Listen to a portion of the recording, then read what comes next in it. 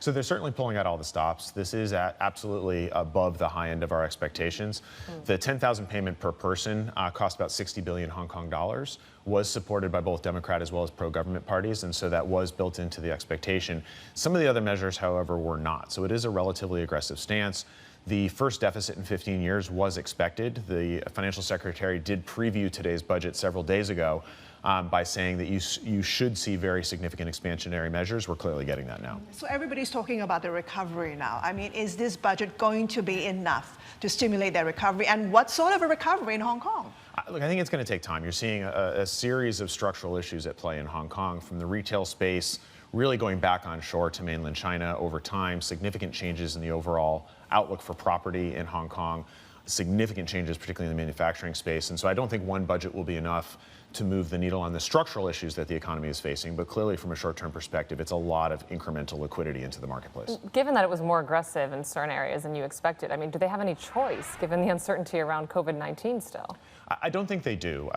The market reaction to COVID-19 has been interesting. As we discussed last time I was on, the core debate here really comes down to demand delay versus demand destruction.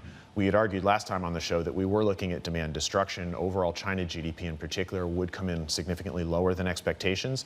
At the moment, the activity statistics that we monitor, traffic, shipping, manufacturing capacity, et cetera, within mainland China right now, are running below our base case and are looking at a significantly greater contraction in China GDP than we currently have in our numbers. And this is the key, isn't it, James? Because stimulus measures, whether they're fiscal or monetary, can't turn on the switch, the manufacturing side. I mean, you need to get production back online. And added to that, the concern is really shifting outside of mainland China. So are you changing your positioning because of that? So let's take mainland China and then the rest of the economies. From a mainland China perspective, again, the current activity statistics are running closer to our bear case, which implies negative 4% GDP growth in the first quarter versus our current base case of 1% GDP growth in the first quarter. And that's an important statistic. However, we are starting to see a bottoming of some of these statistics. If you look at traffic patterns in major mainland Chinese cities, they are starting to reaccelerate. That started over the weekend and continues to reaccelerate. If you look at transportation hubs, you are seeing broader levels of activity now. And so we are seeing this bottoming out of overall activity levels.